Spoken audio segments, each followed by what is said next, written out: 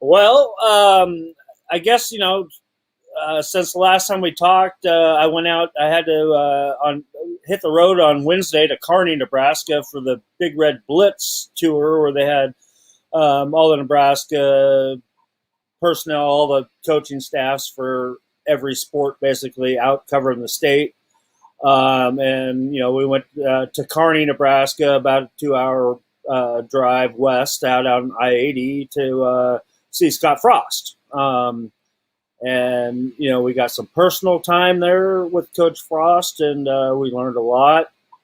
I think that one of the biggest takeaways is that most recruiting fans, if they're not aware of, with the numbers of young guys that have an extra year all of a sudden because of the COVID, you can't expect Nebraska to take more than about 14 or 15 kids in this class, in this 2022 class. So spots are limited, and you have to emphasize that, and that means a lot for guys that have had visits and guys that have visits planned.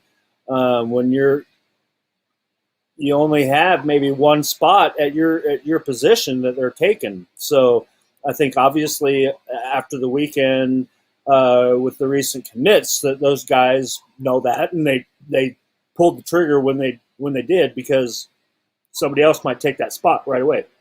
Another big takeaway from spending some time with Coach Frost is that this is we've kind of joked about it, and we've tweeted about how crazy this June has been. In my 20 years in the business, there's never been a month like this, and you're making up, and this is Coach Frost saying, we're making up for an entire year of recruiting in 1 month, and it's taking its toll on the coaching staff.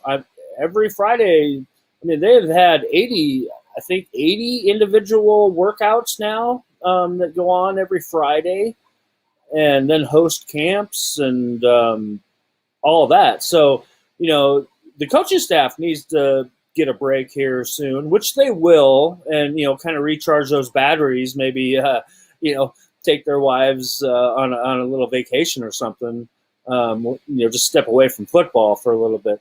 So, yeah, it's been a very, very crazy month.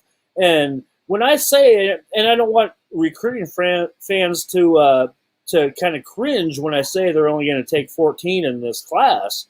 Every other school is pretty much in this same boat right now. Nobody's going to be signing a 100% class this year, 75%, 80% maybe, because you have a backlog of young, talented guys. Right now, you don't know what the super seniors are thinking right now. So yeah, there's just going to be a lot smaller classes this season, and those spots are just so coveted right now, which, like I mentioned, turned into, some commits that came out over the weekend. But we'll have to start first, obviously, on Friday.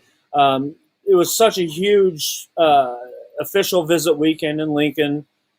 They had a big barbecue on Saturday, on Friday afternoon with all the official visitors, and you actually had some other guys that were just official visitors, but then ended up wanting to work out later that night at the Friday Night Lights camp.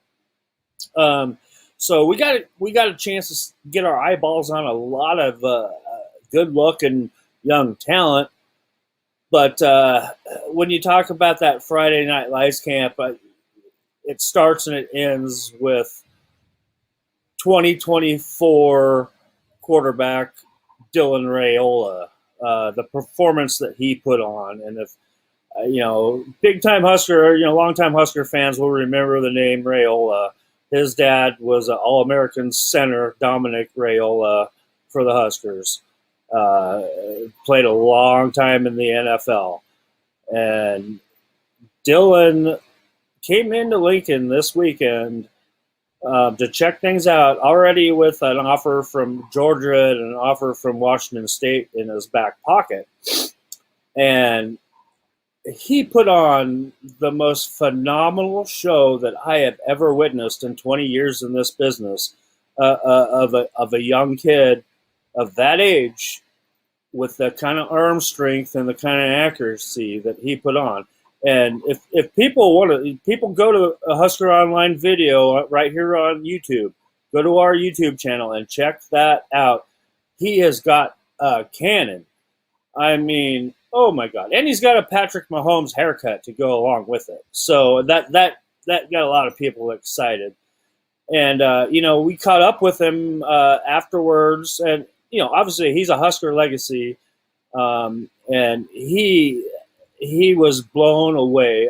Brian Munson, our recruiting analyst, talked to him just recently, and he just fell in love with everything and felt like he was at home here. And I just being kind of funny, I just kind of tweeted out yesterday, I think it was. I said, hey, all of those 120 whatever D1 schools, if they don't offer this kid right now, I hope they have a really good plan B, because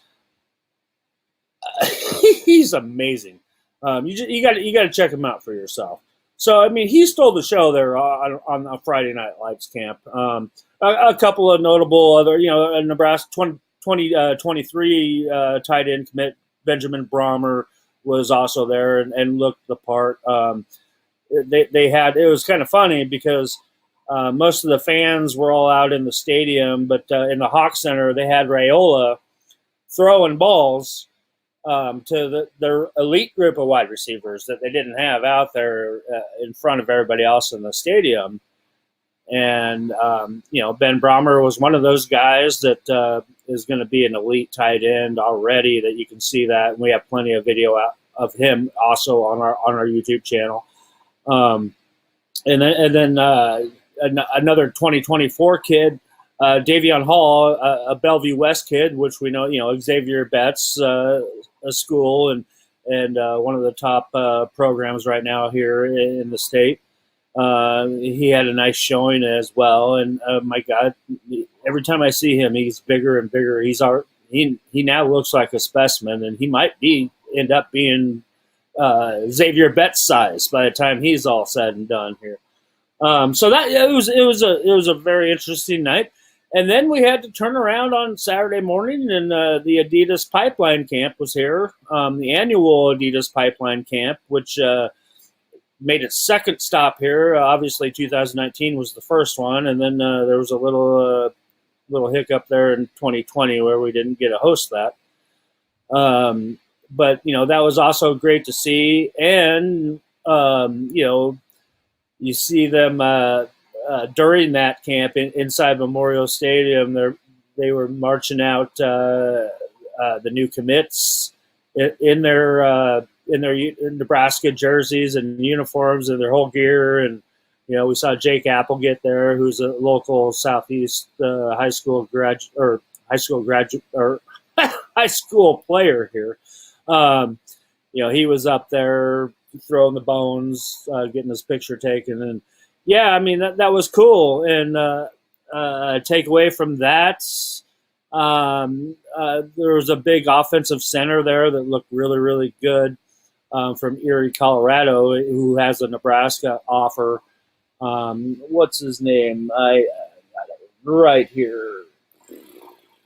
Oh boy, now I'm dropping the ball. John Pastore. I'm sorry, John Pastore from Erie, Colorado. Really, really good looking guy. And you got to love a center that's 6'6", because Nebraska, I think, for a lot of years now, you haven't seen a really tall guy like that. Cam Jurgens, yes, is 6'5", so you're getting up there. But I like the way he moved, and a very solid looking player. I think my favorite guy that stuck out there on Saturday at the Pipeline Camp was Creighton Prep 2023 defensive tackle prospect Sam Sledge. He's a guy that I've seen before at camps.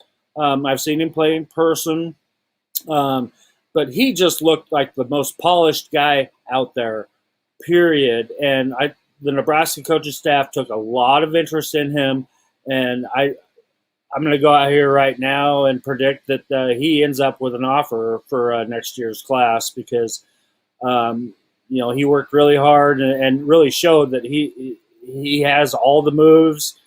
And even the thing that I think the most about Sam Sledge is that, okay, he's going to play defensive line at the next level, but he plays offensive line for his Creighton Prep Junior Jays.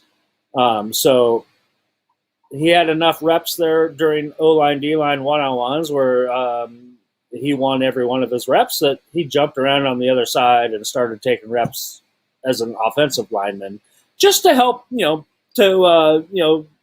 hone those skills for his team for next season. Great kid. But then the most interesting guy I think I saw on Saturday is a 2024 prospect. He's from Brandon, South Dakota, Brandon Valley High School. His name is Navarro Shanky. He is the number 6 rated heavyweight wrestler in the country. He's already a 2-time state champion because South Dakota allows 8th graders to participate. So, yeah, he's already been a 2-time state champion wrestler. Had a chance to talk to his dad for quite a while the camp was going on. He's got an older brother that plays college football already.